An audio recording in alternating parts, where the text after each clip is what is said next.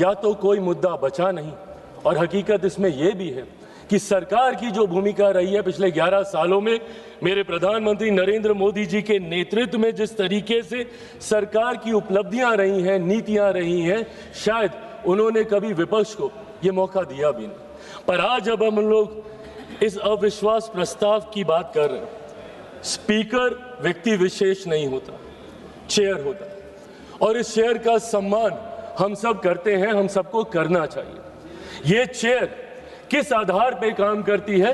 संविधान के आधार पर। संविधान के आधार पर भारत की संसद, हमारा देश एकमात्र आधार पर चलता है। मेरे प्रधानमंत्री ने अपने शब्दों में इस बात को कहा कि देश चलेगा तो सिर्फ और सिर्फ संविधान के आधार पर चलेगा। मैं संविधान की ये कितना ये सम्मान करते हैं, क्योंकि कई बार कांग्रेस के तमाम नेता अपनी जेब में संविधान की किताब को लेकर घूमते हैं, अलग अलग मंच पे उसको लहराने का काम करते हैं। संविधान का सम्मान आप कितना करते हैं उसकी चर्चा मैं बाद में करूंगा, पर संविधान के रचयिता, उनका इन्होंने कितना सम्मान किया, इसका भी जिक्र आज होना जरूरी है, क्योंकि आज उन्हीं के बनाए हुए संविधान के आधार पर इस शेर का हम लोग सम्मान करते हैं। डॉक्टर बाबा साहेब भीमराव अंबेडकर। मैं पूछना चाहता हूं कांग्रेस विपक्ष के नेता और दलों से जो इनका समर्थन करते हैं, बताइए मुझे डॉक्टर बाबा साहेब भीमराव अंबेडकर का क्या सम्मान किया इन्होंने? बल्कि इतिहास गवाह है और हर कोई जानता है कि बाबा साहेब का सबसे ज्यादा अपमान करने का अगर किसी ने काम किया तो वो कांग्रेस की पार्टी है। आप बता दीजिए मुझे एक कार्य आप मुझे बता दीजिए जो आपने बाबा साहेब के सम्मान में किए हों। लगभग 4 दशक से ज्यादा भारत को स्वतंत्र हुए हो गए थे, पर उसके बावजूद बाबा साहेब की एक भी प्रतिमा, मैं फर्स्ट टाइम मेंबर पार्लियामेंट जब 2014 में बन के आया था, मुझे आश्चर्य होता था ये सोचकर कि एक ऐसा सदन जो संविधान के आधार पर चलता है और उसी संविधान के रचयिता की एक तस्वीर तक भारत की संसद में नहीं है। बताइए क्यों नहीं कांग्रेस पार्टी ने उनकी प्रतिमा लगाई? आज संविधान के सम्मान की बात करते हैं, क्यों 4 दशक तक 89 से पहले 89 में जब वीपी सिंह जी की सरकार थी, जिसका समर्थन भारतीय जनता पार्टी कर रही थी, जिस सरकार में मेरे नेता, मेरे पिता आदरणीय रामविलास पासवान जी श्रम एवं कल्याण मंत्री थे, उस सरकार में पहली बार बाबा साहब का तैल चित्र भारत के सेंट्रल हॉल में लगाने का काम किया, जिसको आज हम लोग संविधान सदन बोलते हैं।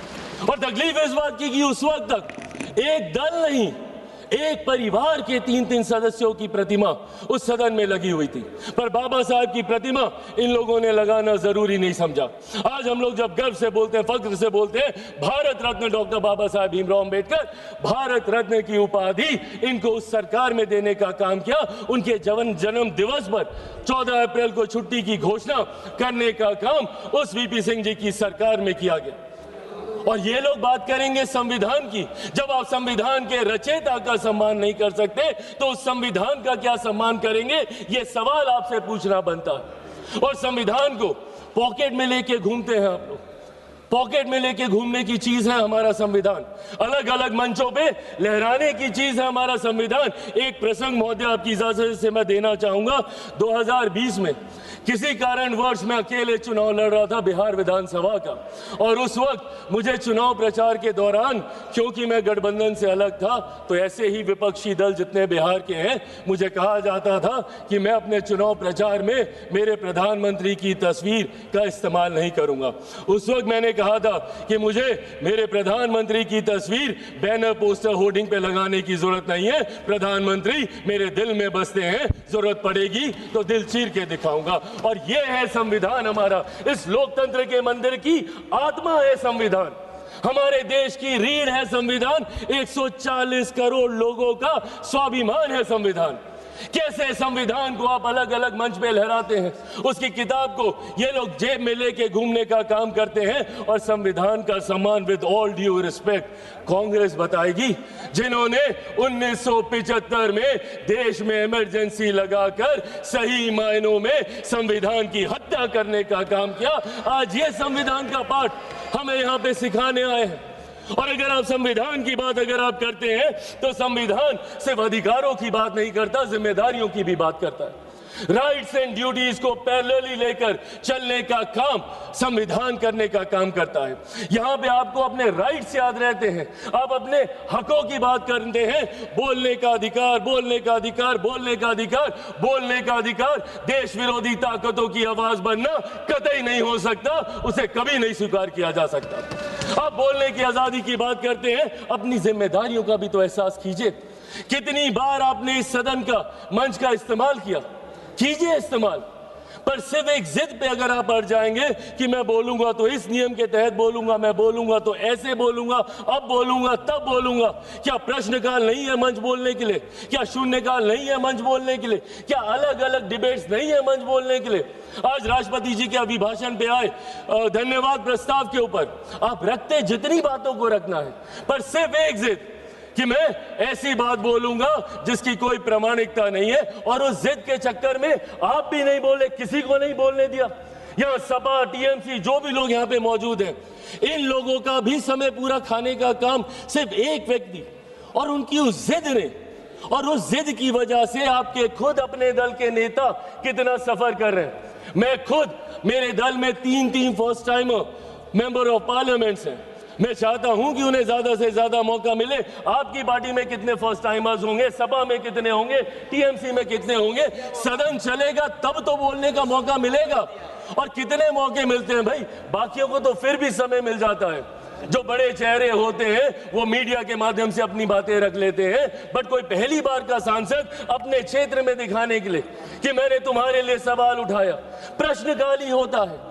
उनके पास यही 0 आवर होता है, या अगर कभी कोई डिबेट होती है तो उनकी पार्टी उनको मौका देती है, यही मौके होते हैं ना। तो इन मौकों का इस्तेमाल करने की बजाय अगर संसद में गतिरोध ही चलता रहेगा, संसद को आप चलने ही नहीं देंगे, और क्यों नहीं चलने देंगे? सिर्फ एक जिद की वजह से। और जिद पे क्या याद आता है? अधिकार, बोलने का अधिकार, बोलने का अधिकार। आपकी ड्यूटीज कहां जाती है? My right to move my hand stops when the nose of the other person starts. आपको रुकना होगा, आपको अपनी जिम्मेदारियों का एहसास करना होगा, और आपकी जिम्मेदारी ज्यादा है। आप विपक्ष हैं, विपक्ष का काम है सरकार को घेरना। घेरिए। रोज सुबह हम मंत्री तैयारी करके आते हैं, रात भर हम लोग बैठते हैं कि कल सदन में सवाल है, पूछिए सवाल, देंगे हम जवाब। अकाउंटेबिलिटी तय कीजिए, बट अकाउंटेबिलिटी तय करने की रिस्पॉन्सिबिलिटी आपके ऊपर है।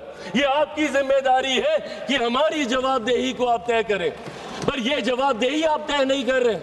प्रश्नकाल नहीं चलने देते, शून्यकाल नहीं चलने देते। क्या ये वो मंच नहीं है? सदन में सिर्फ आप एक विषय पर बोलेंगे तभी आपकी बात दर्ज की जाएगी। और यही कारण है कि एक के बाद एक देश की जनता इन्हें नकारने का काम कर रही है। मैं बिहारी हूं, बिहार की धरती से आता हूं। जयप्रकाश नारायण जी ने बिहार की धरती पर ही वहां के गांधी मैदान में संपूर्ण क्रांति का आह्वान किया था, और वो संपूर्ण क्रांति का आह्वान कांग्रेस की सत्ता को ही उखाड़ फेंकने के लिए किया था। उन्होंने कहा था, सिंहासन खाली करो कि जनता आती है। और आज वही काम देश की जनता के समर्थन से मेरे प्रधानमंत्री कांग्रेस मुक्त भारत करने का कर रहे हैं। क्यों? क्योंकि आपका आचरण ऐसा है। इस तरीके के आचरण को कतई नहीं स्वीकारा जा सकता। सदन में इस तरीके से आना, टेबल पर चढ़ जाना। मैं खुद सनातनी हूं, मैं मानता हूं अगर ये लोकतंत्र का मंदिर है तो यहाँ पे रखे कागज, टेबल, कुर्सी मां सरस्वती का रूप है। किस तरीके से आप कागज फाड़ते हैं, एसजी साहब के टेबल पे आप खड़े हो जाते हैं, चेयर तक आप जाने का काम करते हैं। इस तरीके का आचरण, और कैसे हम इसको न्यू नॉर्मल मान लें? क्योंकि ये आचरण निरंतरता में होता गया तो परंपरा बन जाएगी, और परंपराएं उदाहरण बन जाएंगी। और कल जो हमारी जगह यहाँ पे बैठा होगा वो आज का उदाहरण दे रहा होगा। इसीलिए जरूरी है आज की तारीख में हमें अपने आचरण को सुधारने की। एक के बाद एक, जब मैं विपक्ष की जिम्मेदारियों की बात करता हूं, लोकतंत्र की खूबसूरती है सत्ता पक्ष विपक्ष। जहां सत्ता अपनी बात रखेगी, विपक्ष अपनी बात रखेगा। क्या है इनका ऑल्टरनेट विजन? एक विजन बता दें मुझे। अगर सरकार ये गलत कर रही है तो ये चीजें, हाँ, आप इसको सही कीजिए। ऑल्टरनेट विजन आप देंगे नहीं, सिर्फ आरोप लगाएंगे और लोगों को भ्रमित करने का काम करेंगे। आज तक इन लोगों ने लोगों को सिर्फ विपक्ष ने डराकर अपनी तरफ करने का काम किया। एक के बाद एक ऐसे मुद्दे उठाते हैं और उसको लेकर भ्रम फैलाने का काम करते हैं। कभी सीए का मुद्दा उठाते हैं, हम लोग सदन में कह के थक गए भैया कि सीए का कानून एक ऐसे नागरिकता देने वाला कानून है जहां पे वहां दूसरे अल्पसंख्यक लोगों को नागरिकता देने का कानून है, जहां पे बहुसंख्यक ही मुसलमान है। अब मुसलमानों के बीच में जाके भ्रम फैलाना, नागरिकता छीन ली जाएगी, नागरिकता छीन ली जाएगी। किसकी नागरिकता छीन ली गई? पूरी लोकसभा का चुनाव ये लड़ते रहे कि अगर वापस से मोदी जी तीसरी बार आ गए तो संविधान की हत्या हो जाएगी, लोकतंत्र समाप्त हो जाएगा, आरक्षण समाप्त कर दिया जाएगा। किसका आरक्षण छीन लिया गया? कहां का लोकतंत्र समाप्त हो गया? कौन से संविधान की हत्या कर दी गई? एक के बाद झूठ बोलना और इस तरीके से लोगों को भ्रमित करना। और अब नया हथियार इनको मिला एसआईआर को लेकर। एसआईआर को लेकर सदन नहीं चलने देंगे, उसको लेकर हंगामा करेंगे। अरे प्रभु, एसआईआर पहली बार थोड़ी हुआ, आपके समय पे भी हुआ था। उस वक्त क्या हो गया एसआईआर को लेकर? और एसआईआर का जवाब तो बिहार की जनता ने दिया ना। एलओपी गए थे वहां पे 10-12 दिन वहां पे करके आए और ऐतिहासिक हार वहां पे दर्ज करा कर आए। अपने साथी दलों की भी ऐतिहासिक हार वहां पे दर्ज करा कर आए। हकीकत यह है कि एसआईआर नहीं, जो ये वोट चोरी बोलते हैं, वोट चोरी नहीं, इनका जनादेश चोरी होता जा रहा है और इस बात का एहसास ही इनको नहीं हो रहा। क्योंकि ये अपनी अंतरात्मा में झांक के नहीं देखते। इनको आरोप लगाना है पर आत्ममंथन नहीं करना। इनको दूसरे से सवाल पूछने हैं बट खुद से कभी सवाल नहीं करने। और यही